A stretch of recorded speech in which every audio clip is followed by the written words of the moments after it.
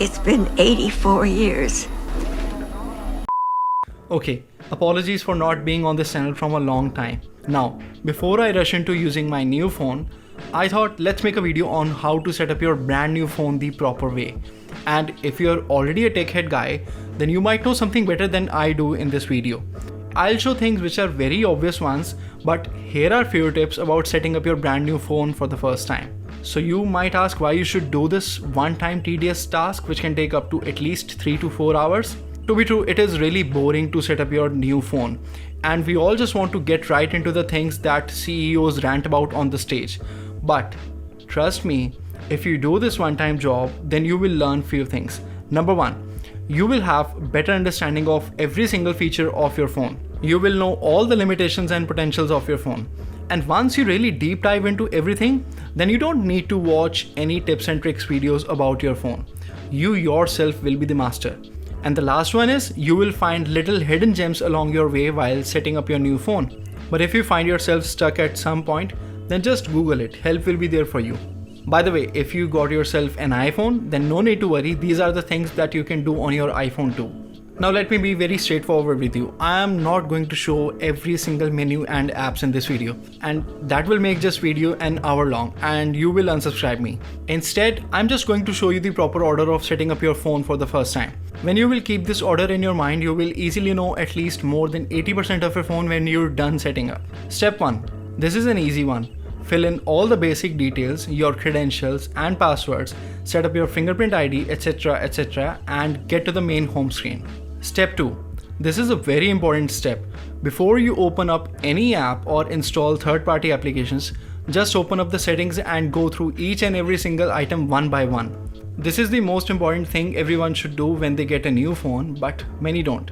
You should go through ringtone settings, notifications, privacy settings, and giving location access carefully. And you might not even know, but limiting the location access can help you save some battery life at the end of the day. And after doing this, you should even set up the quick toggles in your notifications panel. Keep the most used toggles in the top row. And now is the time to set up your favorite wallpaper. By the way, I have a huge collection of wallpapers in my shared Google Drive folder, which is always available to be downloaded, and it gets new wallpaper added every time when I find a new worthy one to be shared with you guys. Check the link in the description. Now these are the things that should always be done at very first, so you don't get confused with the basic stock settings. Step 3. Before installing any other app, you should open up each and every app one by one that comes pre-installed on your phone. Like opening up your camera app and setting your favorite grid size, your preferred resolution for shooting videos, or your preferred frame guides for clicking pictures. You can set up your daily alarm beforehand, so you don't get late next day. You can even set up your mail and maybe even add favorite cities to the weather app. Now again, I'm just telling you the order of setting up. It's up to you to do these things one by one in detail. Step 4. Now you can open up the Play Store and install all your applications which you want. Before you start using them, I would advise you to put the apps in the folders or arrange them in the way you want. Categorizing apps in the folders can be a huge time saver when you need to urgently find an important app. Or maybe you can just use a system search. It is totally up to you. Now you need to repeat step 3, which is to open up all the apps that you just installed and sign into them or set them up so you're good to go. Once you set up all your installed apps, you can now do the finishing touch, and that is to install custom launchers if you love doing that. After all this is done, there is one final step which is super important. You need to open YouTube app on your phone and search PixelGRID and subscribe. Let's make that number 20,000 quickly. And if you're already watching this video, then just minimize it and push the red button to subscribe.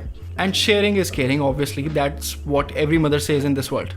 And if you have clumsy hands, do yourself a favor, get a case and take care of those pixels. See you soon.